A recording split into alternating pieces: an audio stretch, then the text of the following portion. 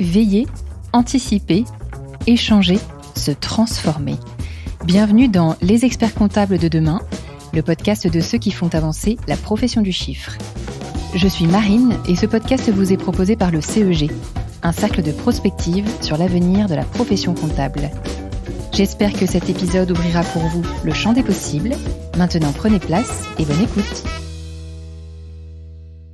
Bienvenue dans ce nouvel épisode. Aujourd'hui, on va parler d'un sujet très spécifique et particulièrement d'actualité avec la nouvelle loi de finances 2025 qui a été adoptée le 14 février de cette année. Ce sujet, c'est la recherche de financement public en soutien à l'innovation et on va étudier plus précisément pourquoi les cabinets d'expertise comptable devraient s'y intéresser à ce sujet et comment s'y prendre au mieux.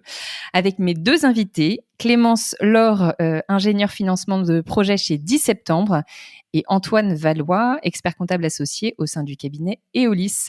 Bonjour Clémence, bonjour Antoine, je suis ravie de vous avoir dans le podcast. Bonjour Marine. Bonjour Marine. C'est un vrai plaisir. Est-ce que peut-être, avant qu'on se lance, vous pouvez me présenter vos sociétés ? On va commencer avec toi Clémence, sur qu'est-ce que fait 10 septembre et quel est ton rôle chez eux ? Bien sûr, et merci pour ton invitation Marine aujourd'hui. 10 septembre, c'est un cabinet de conseil en financement public qui a été créé il y a 15 ans et on compte aujourd'hui une trentaine de salariés. 10 septembre, aujourd'hui, on épaule les entreprises sur différents sujets, donc la fiscalité de la R&D et de l'innovation. On fait aussi l'identification et le soutien pour les aides publiques. Et puis, on accompagne aussi les organisations sur les enjeux R&D et de transition, comme par exemple la CSRD, qui est particulièrement d'actualité ces jours-ci. Et donc, 10 septembre est référencé par la médiation des entreprises. Ok, très bien. Merci pour cette présentation. Et toi, Antoine, est-ce que tu peux nous présenter le cabinet Eolis en quelques mots ? Oui, avec plaisir. Donc, bonjour et merci Marine pour ton invitation également. Donc, Eolis, c'est un cabinet d'expertise comptable, de commissariat aux comptes, de services RH et de conseil créé il y a près de 40 ans. Nous sommes basés à Nantes et aujourd'hui, on a environ 55 personnes au sein du cabinet sur ces différents métiers et on accompagne plus de 900 clients récurrents. Donc sur les métiers que je viens d'évoquer. Et parallèlement à ça, on développe depuis plusieurs années maintenant une approche conseil très forte, notamment sur les aspects d'évaluation, de transmission, de contrôle interne et d'accompagnement des dirigeants. Hyper intéressant. On va rentrer tout de suite dans le vif du sujet avec toi, Clémence. Est-ce que tu peux nous dire, dans les grandes lignes, ce qu'est le financement et la fiscalité de la R&D et de l'innovation ? En gros, de quoi on parle et c'est quoi les grands dispositifs qui existent aujourd'hui en France ? Si tu peux nous donner un petit récap là-dessus. Oui, bien sûr. Donc, le financement et la fiscalité de la R&D et de l'innovation, ça repose sur plusieurs dispositifs qui sont destinés à soutenir les organisations, qu'elles soient publiques ou privées. Donc, ces organisations qui vont investir sur le territoire. Et donc, ça comprend notamment à la fois les dispositifs fiscaux, les aides publiques sous différentes formes, des subventions, des avances remboursables ou bien des prêts parfois bonifiés. Et puis le financement privé également. D'accord, ok. Donc, parmi tous ces dispositifs, en fait, il y a toute une myriade d'aides qui existent pour venir épauler le développement économique français, en particulier sur des axes stratégiques comme, par exemple, la transition écologique ou bien les sujets de décarbonation. Mais il y a aussi d'autres sujets très importants comme la souveraineté industrielle et l'indépendance du territoire. Il y a aussi un sujet majeur qui va être l'innovation ou bien la création d'emplois dans certaines zones. Donc, il y a plusieurs acteurs publics qui vont travailler pour le bon fléchage, l'instruction et la distribution de cette myriade d'aides en identifiant les besoins des entreprises. Donc, parmi les acteurs qu'on peut solliciter pour l'obtention de tous ces dispositifs, il y en a plusieurs, mais donc il y a par exemple les communautés de communes, la CARSAT. Donc, pour ceux qui se demandent ce que c'est donc les caisses d'assurance retraite et de la santé au travail. D'accord. Il y a aussi les agences de développement économique, les banques du territoire, la fameuse BPI. Il y a aussi les régions, l'ADEME et évidemment l'Europe, qui est particulièrement active ces temps-ci et qui vient vraiment en relais des politiques publiques qui sont parfois plus limitées au niveau des États membres.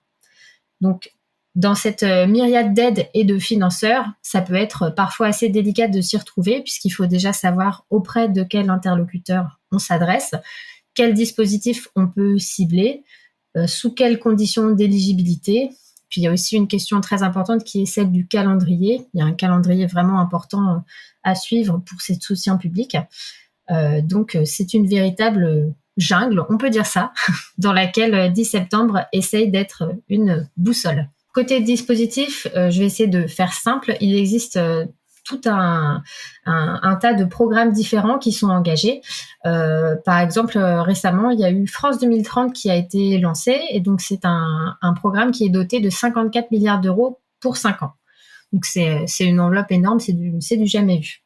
Ce programme, il a plusieurs objectifs. Donc il vise déjà à rattraper le retard industriel, à promouvoir l'innovation, à soutenir la transition écologique, et puis à conserver notre souveraineté, notre indépendance française sur des plans stratégiques, comme par exemple pour la santé, sur le domaine de l'alimentation, ou encore de l'approvisionnement de matières ou de composants stratégiques. Donc voilà, c'est plusieurs axes qui sont visés par France 2030. Il y a aussi d'autres programmes, comme par exemple le programme Horizon Europe. Lui, il est plutôt axé sur la R&D et la R&D collaborative. Donc, en priorité, ça va être des projets qui sont faits avec différentes entreprises qui sont localisées dans plusieurs États membres. Donc voilà, chaque programme a un peu son lot de spécificités et cible différentes actions. Et donc, sur le plan fiscal, là, par exemple, la R&D en France, elle est particulièrement soutenue par le dispositif assez connu qui est le crédit d'impôt recherche, ou le CIR, et son petit frère, le crédit d'impôt innovation. Donc le crédit d'impôt innovation, lui, il est réservé uniquement aux PME. Donc pour vous donner une idée d'enveloppe, en 2024, le montant estimé de CIR qui a été déclaré en France, ça atteint les 7,6 milliards d'euros. Donc c'est énorme. C'est ça. Donc, pour vous aider un petit peu à mieux comprendre ce que c'est le crédit d'impôt recherche, ou le CIR, c'est un dispositif qui permet de valoriser l'effort de recherche qui est engagé par les organisations.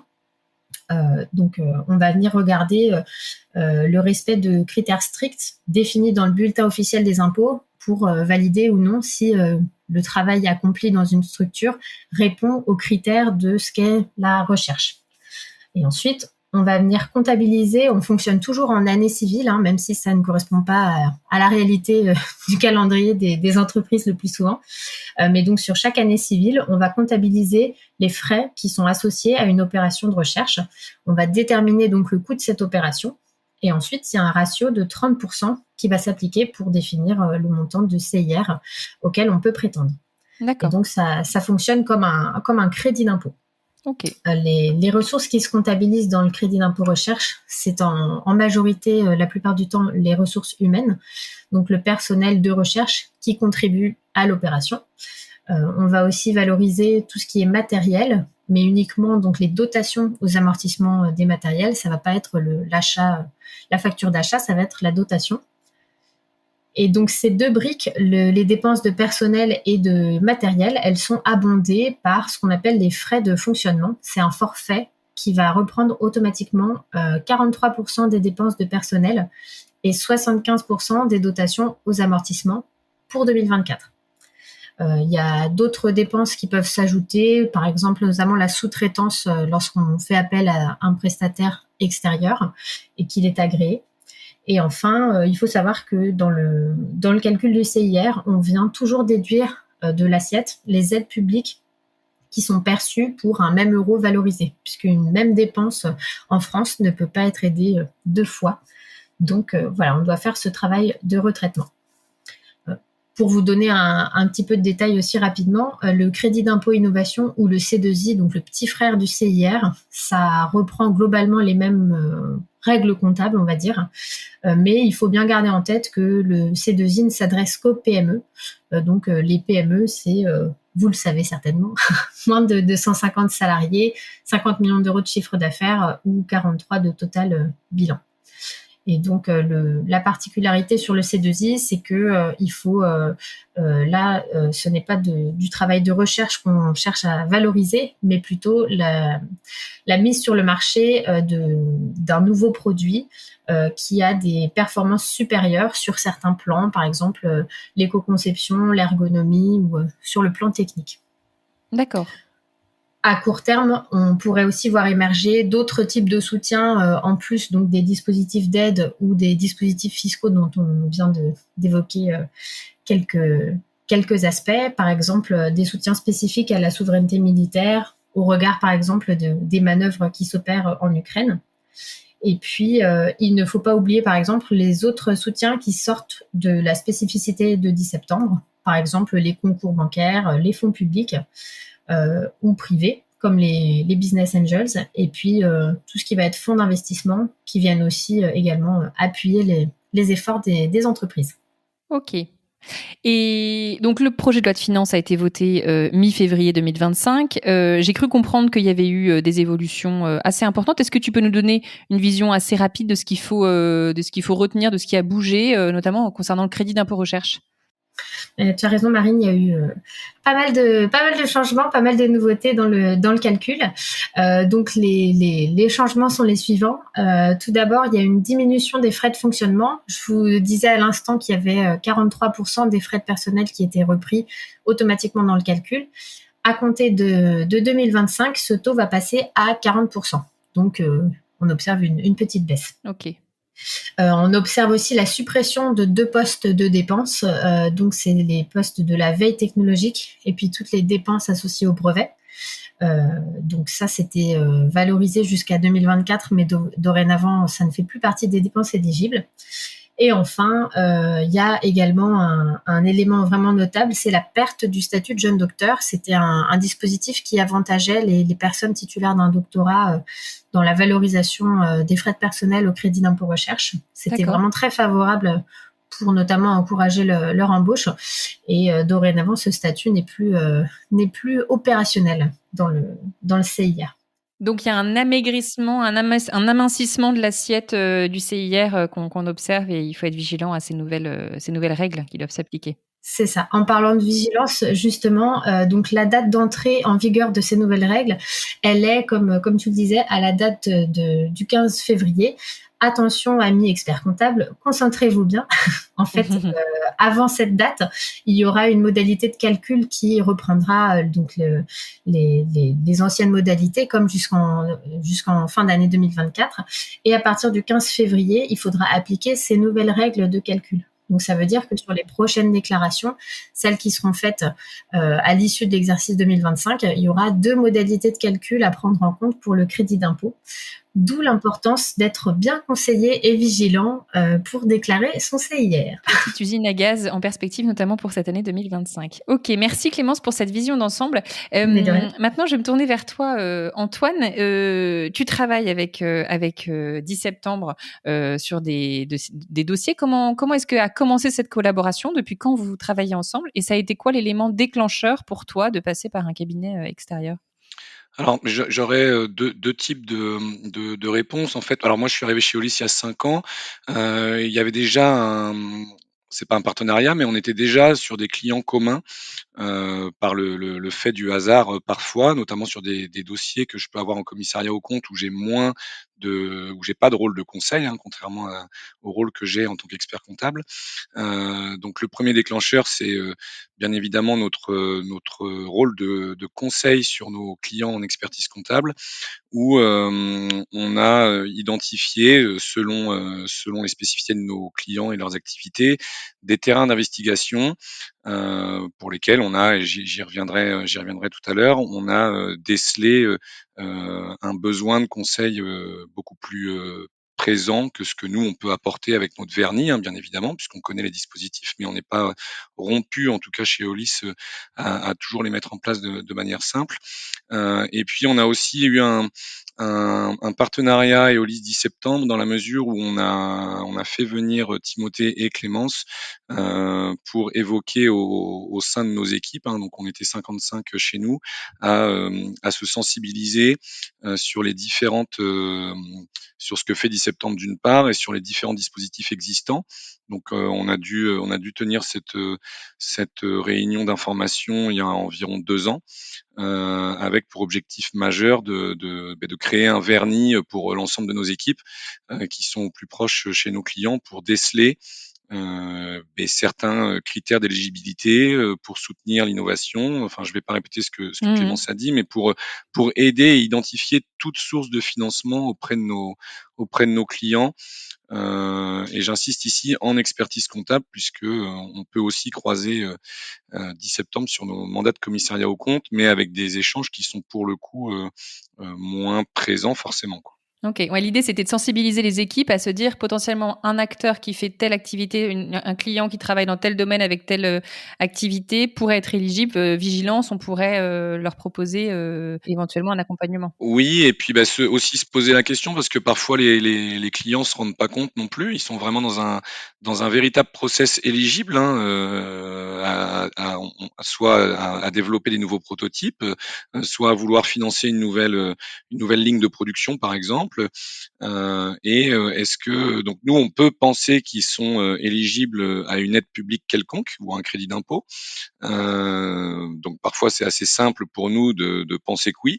Néanmoins, il est important qu'on puisse se faire accompagner et que le client se fasse accompagner d'un partenaire de confiance. Et dans ces conditions-là, on introduit 10 septembre au cas présent, de manière à ce que le partenariat soit efficace tant pour le client que pour les trois parties. En fait, c'est vraiment un travail tripartite. OK. Et comment ça se passe, toi, de ta fenêtre, Antoine? Tu dois côtoyer d'autres, experts comptables, peut-être d'autres cabinets. Comment est-ce que tu analyses ce positionnement des cabinets sur ce terrain de la recherche de financement, pour le compte de clients? Est-ce que tu as un peu cartographié, imaginé comment ça se passait?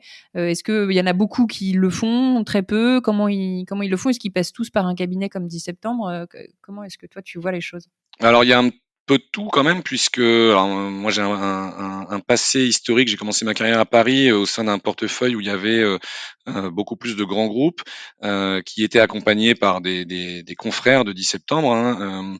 Néanmoins, en expertise comptable, je dirais que le marché et l'offre, elle est très disparate. On va avoir beaucoup de grands cabinets, hein, je vais pas les citer, mais on connaît tous les Big Four, mais je pense qu'on peut élargir quasiment aux Big Ten ou Big 15 français, qui généralement ont leur service et une branche intégrée, hein, qui peut traiter tout ou partie de ces sujets. Donc ça peut évidemment plaire à des plus grands groupes. Il y a une partie des cabinets qui sont peut-être aussi désintéressés de ces sujets-là, ou quand je dis désintéressés, c'est plutôt désœuvrés dans la mesure où il y a peut-être une mauvaise réputation passée, je dirais, des aides publiques, hein. D'accord. Moi, c'est vrai que certains clients m'ont parfois fait le reproche, une fois les aides obtenues, d'avoir constitué des dossiers par les financeurs. Donc c'est vrai que c'est des images qui peuvent parfois perdurer un peu, même si c'est clairement moins le cas. Mmh. Et puis il y a des cabinets de taille moyenne comme nous où on y reviendra aussi. Nous on souhaite pas développer une compétence interne parce que on reste un cabinet de taille moyenne, donc ce serait trop coûteux en termes de temps et de compétences au regard de notre portefeuille client. Donc certains cabinets, voilà, qui nous ressemblent, préfèrent travailler avec des partenaires de confiance dont c'est le métier, le cœur de métier. Mmh, OK. C'est quoi les principaux, la question, je la pose à vous 2 en même temps, les principaux «défis» ou «freins» entre guillemets, c'est quoi? C'est la complexité technique, qui va principalement, heu, être le frein, en tout cas la grosse marche à passer pour se lancer? Clémence, tu veux commencer ou je m'y attelle? Je vais commencer avec plaisir. Je dirais que dans les dispositifs d'aide et des dispositifs fiscaux, il faut le plus souvent avoir une double casquette, à la fois comprendre les aspects comptables et financiers du projet, mais également une casquette technique.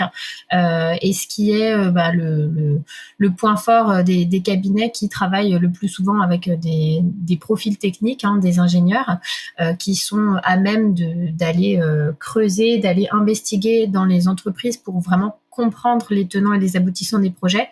Et peut-être que c'est une compétence qui est moins présente dans les cabinets comptables, où là, par contre, la valeur ajoutée sera vraiment évidente sur les aspects financiers et comptables. OK. Antoine, tu voulais ajouter un point? Oui, bah, alors nous, en tant qu'experts comptables, on a un devoir de conseil auprès de nos clients. Ça, c'est très clairement ce qui nous anime au quotidien.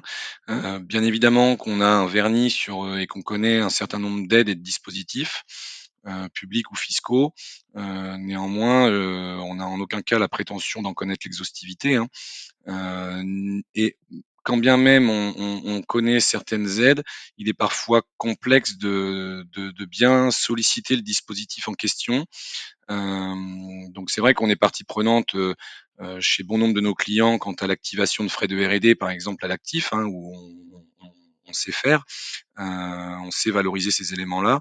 Néanmoins, voilà, l'impact sur les dispositifs fiscaux peut s'avérer beaucoup plus complexe, selon certains dossiers et selon certains de ces dispositifs-là. C'est pourquoi on se rapproche de cabinets partenaires, qui détiennent cette compétence. OK. Et au quotidien, comment ça se passe votre collaboration concrètement? Les moments, les temps forts peut-être qui jalonnent cette, collaboration, les livrables qui sont faits? Est-ce qu'on peut aussi aller sur le sujet de la facturation, qui va peut-être intéresser nos auditeurs? Comment est-ce que vous travaillez main dans la main, au quotidien ensemble, Antoine? Peut-être que tu peux commencer sur ce point? Ben, alors pour moi, il y a 2 types de collaboration, comme je disais tout à l'heure, hein. Donc il y a les clients où finalement, 10 septembre et nous sommes déjà présents. Donc c'est relativement simple à gérer puisque les terrains d'investigation, on les connaît, les responsabilités de chacun, on les connaît. Et puis, donc là, on est plutôt sur un échange, récurrent, je vais dire, ou régulier du moins. Pour les Plutôt sur les clients d'expertise comptable où il n'y a pas encore de partenaire, de conseil tel que 10 septembre, c'est plutôt nous qui sommes force de proposition, puisqu'on connaît les projets de nos clients. On doit identifier les pistes de réflexion, et je reviens sur la sollicitation qu'on avait pu, émettre auprès de 10 septembre pour sensibiliser nos équipes puisque ça nous aide au quotidien pour identifier, ces terrains d'investigation. Et puis dès lors qu'on a identifié d'après nous ce terrain d'investigation, on sollicite 10 septembre, de manière à pouvoir valider l'éligibilité ou non, du projet à un dispositif, qu'il soit fiscal ou d'aide publique. D'accord. OK. Et en termes de facturation, alors comment ça se passe? Par exemple, pour un client que vous avez détecté, de partage de la valeur, on va dire, comment qui facture? Comment ça s'intègre? Comment vous valorisez ça, chez Eolis? Alors chez Eolis, sur les différents dossiers qui ont fait l'objet d'un financement, on passe du temps donc à s'interroger sur cette éligibilité. On échange aussi avec les équipes de 10 septembre. Certains cabinets peuvent facturer ce conseil, hein, il y a zéro doute là-dessus.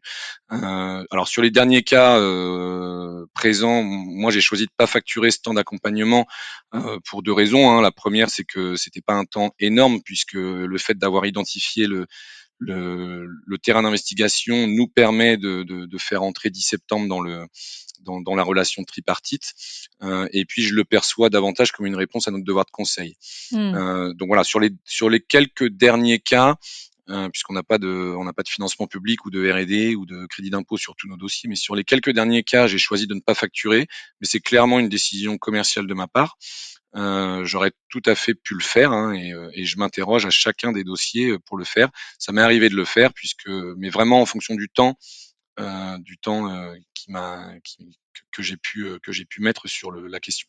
OK. Et est-ce que tu peux nous partager peut-être, 1 ou plusieurs exemples de missions réalisées ensemble pour qu'on voit concrètement, les sujets notamment qui étaient, couverts, par ce partenariat? Oui, alors, récemment, il y a eu 2 cas en 2024. Donc le premier, c'est une société industrielle qui souhaitait acquérir une nouvelle ligne de production. Donc le client a fait son travail de chiffrage, de devis, et cetera.